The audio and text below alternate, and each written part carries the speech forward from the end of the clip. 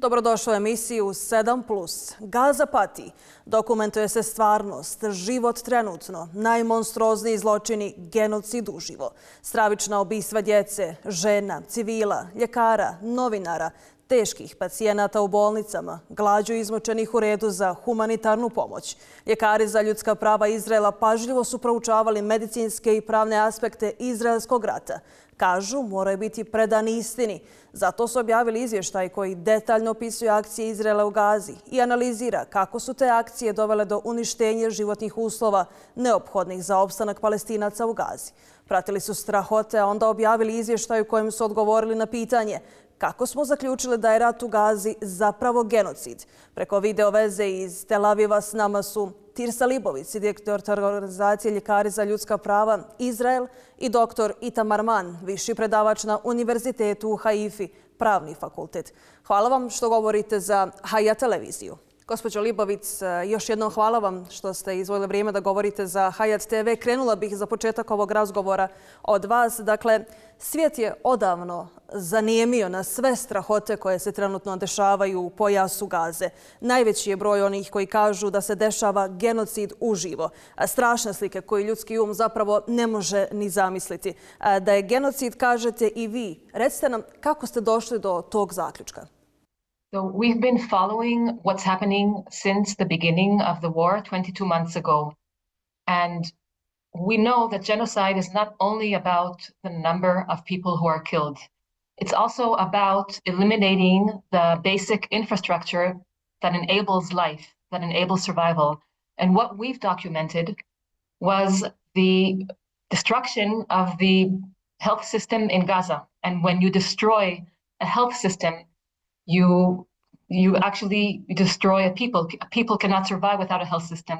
So what we have seen, because we were following, following how the attacks on hospitals, we were following the attacks on medical teams, we were following what was happening in terms of the broader health determinants, things that have to do with environment, with broader life.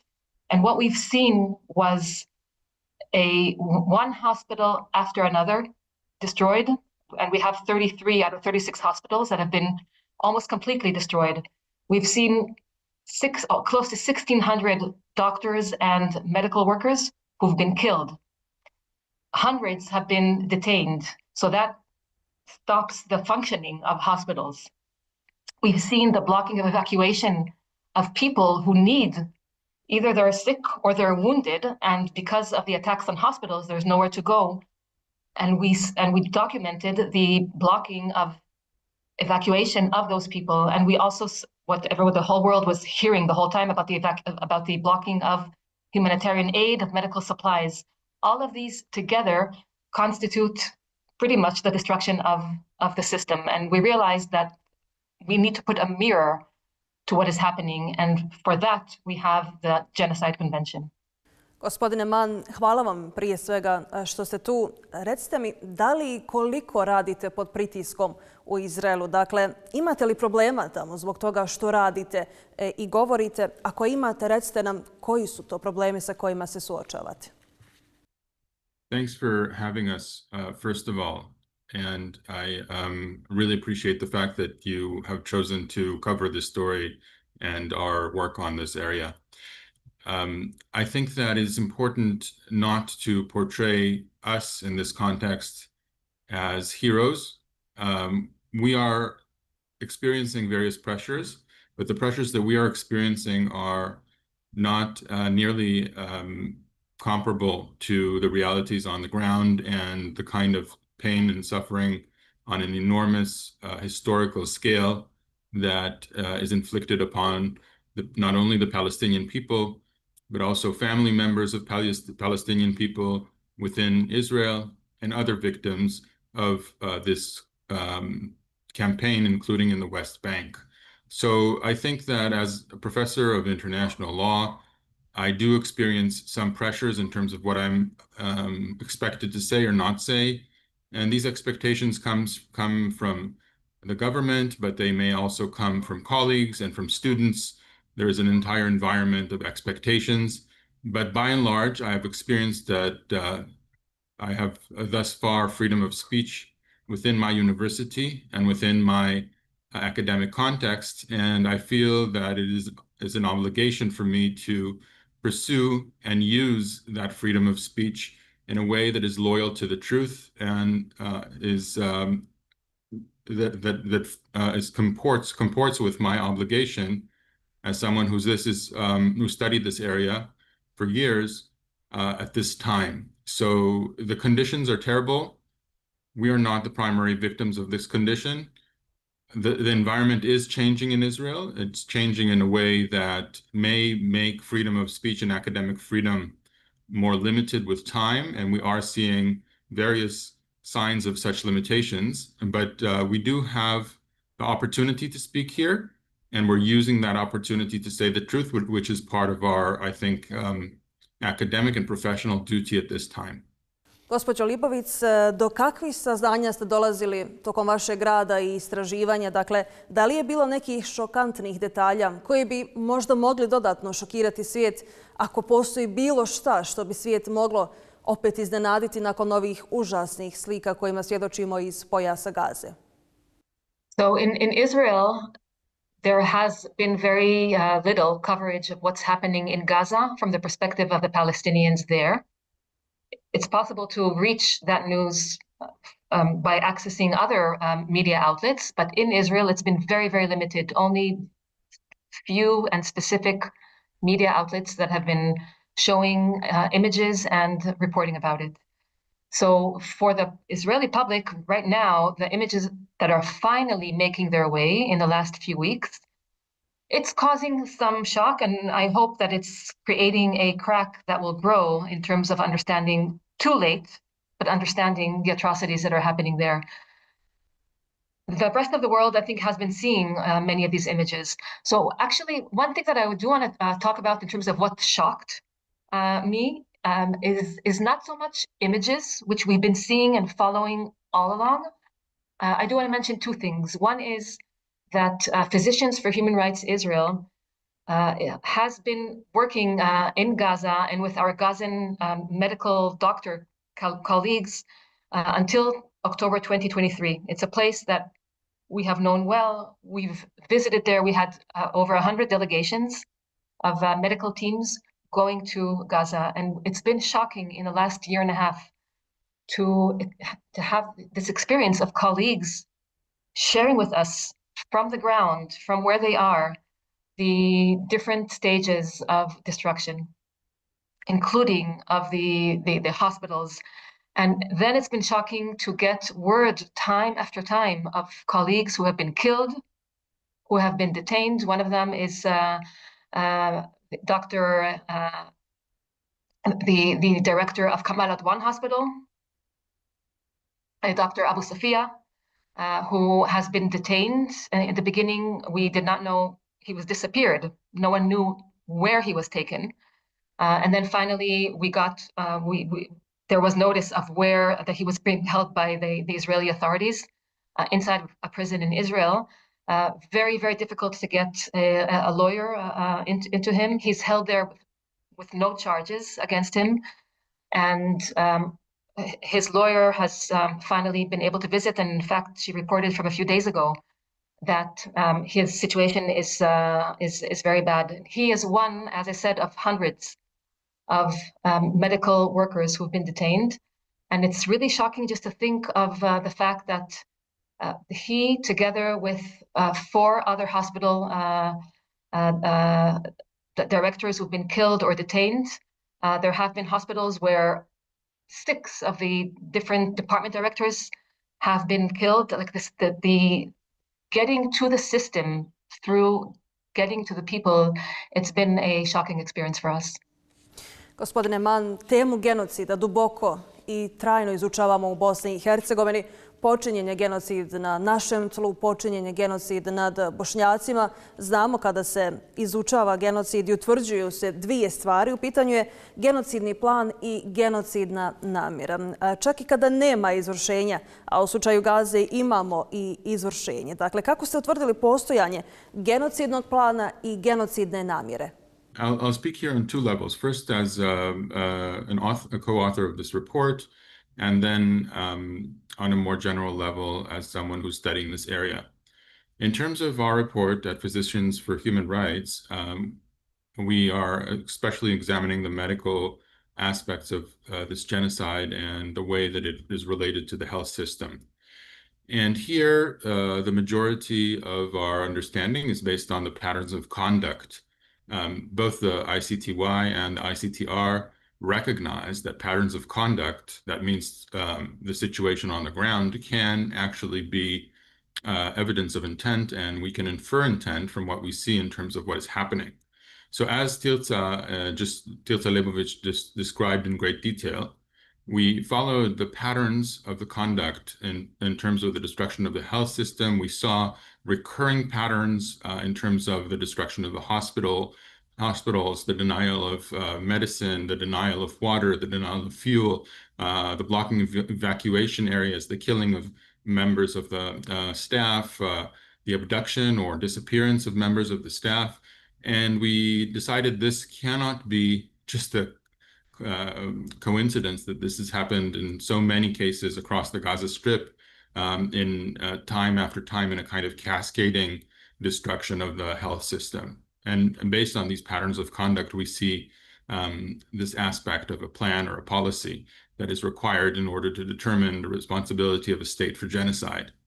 Now, on another level, and other people have also described this in detail, but we update this aspect in our report, we also see expressions of such plans and intentions among organs of the state. Under international law, when an organ of the state makes a statement, that statement can be attributable under the laws of state responsibility to the state itself. And we have here various organs of the state, including ministers and including in some cases the prime minister, that have made expressions that have their genocidal intent reflected in them in terms of eliminating the Gaza Strip or burning it down, such expressions. That is also true, especially about, some members of the Knesset, but really what really matters here is members of the cabinet and the chief executives of the state. And South Africa made its submission a long time ago in December 2023, and they had documented many expressions. Some people think that these expressions are characteristic of the beginning of the war and that they are a kind of psychological warfare or threats and intimidations. That is not true in our opinion, because we have seen a consistent pattern of such expressions all the way to the present. And now I want to say a couple of things in my own capacity as a researcher. In my mind, there's also a very important qualitative difference that starts in February 2025. Before February 2025, we see expressions of intent that are really more in the aspect of a kind of revenge war. And this idea of elimination is cast in terms of revenge, in terms of maybe viewers of this channel will know that the reference to the biblical Amalek has been made time and time again to say that we need to destroy Gaza. But at that point, Trump and Netanyahu proposed the plan to deport en masse the population of Gaza. And that plan has been reiterated in the cabinet and in the Knesset since, and still carries weight in Israel, very much weight. And the stated goals of the war were changed in light of that plan, including the so-called mobilization of population. Now, it's very important that in the 2007 case of Bosnia and Herzegovina versus Serbia and Montenegro, the court says that ethnic cleansing is not genocide. It can be genocide, it can be genocidal, but it needs to be done with a specific intent to destroy a group as such in order to be genocidal. It cannot be simply the evacuation or removal of population from a territory.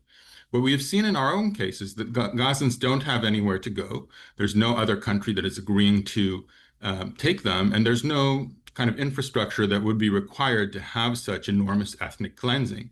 Instead, what is done is that a pattern of killing is continuously pursued in order to achieve such goals that are in fact not possible. So in my own view, those goals are a kind of distraction. What's really happening is that it's not really possible to conclude a kind of ethnic cleansing from Gaza of the Palestinian population.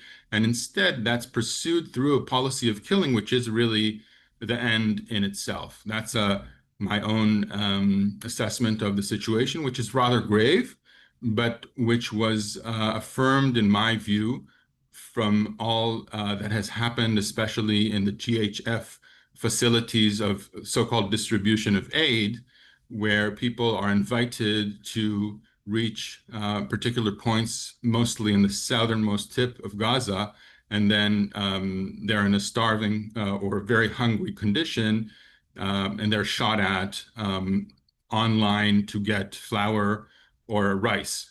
And in those cases, we see that this is a kind of mechanism of evacuating and removing people to particular areas, but then they're also being killed as a result because of a very expected pattern, so says the IDF, of kind of misbehavior in line or so, what have you. But of course, that cannot be policed through armed warfare, through fire, through artillery, through bombs from the air or from the sea. But that is exactly what is happening. So I think all in all, the measure of intent that we're seeing in this conflict is very high, and it does, in fact, meet the very high bar that was set by the ICJ in the Bosnia versus Serbia case. Whatever we think of that case, we know that the bar for intent there is high, but I'm saying, very seriously and very sorrowfully that I think that it's clear now that we're meeting that level in the context of Gaza.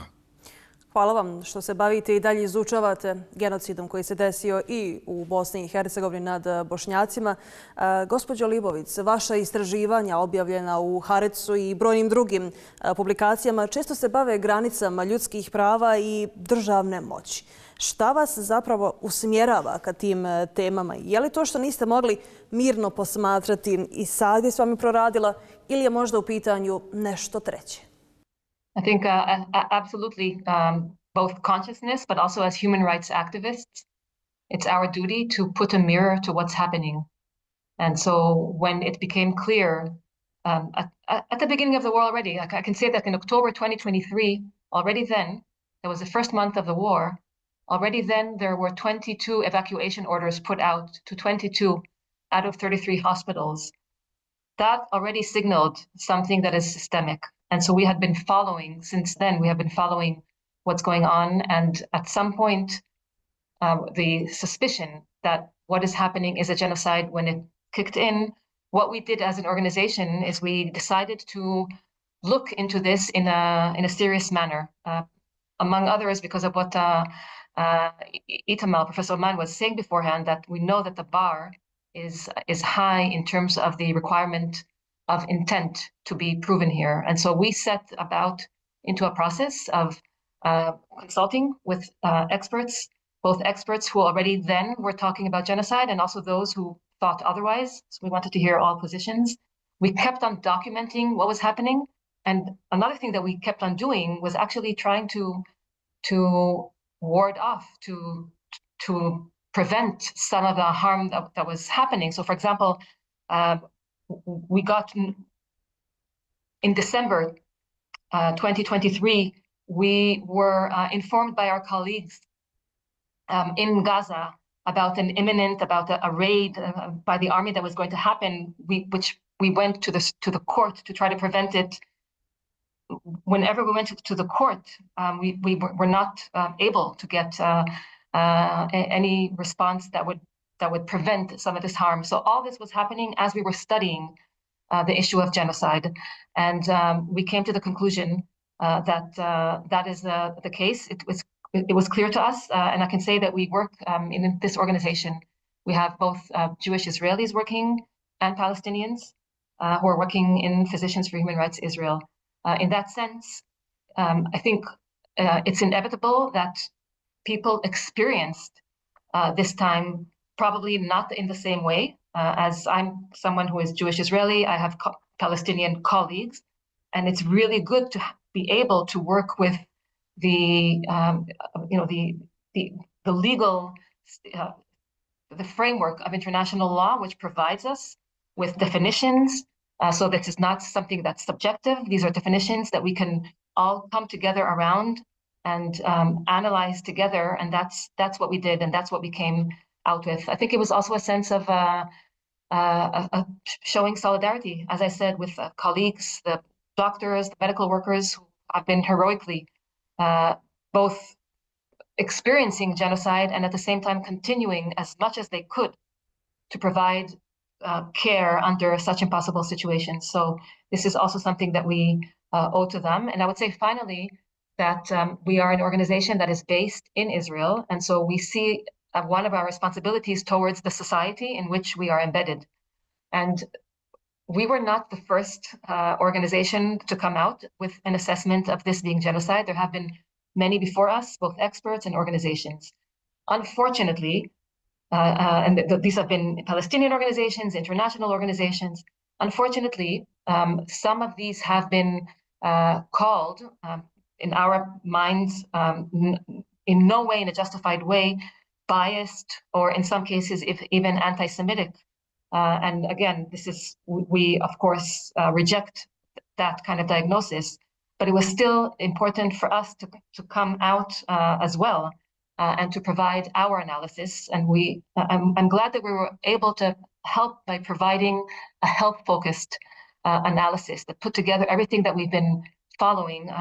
And hopefully by doing that, what we are doing is normalizing, making it more normal to have this kind of a discourse in the society in which we are, in both in Israel, in Israeli society, in Jewish society elsewhere.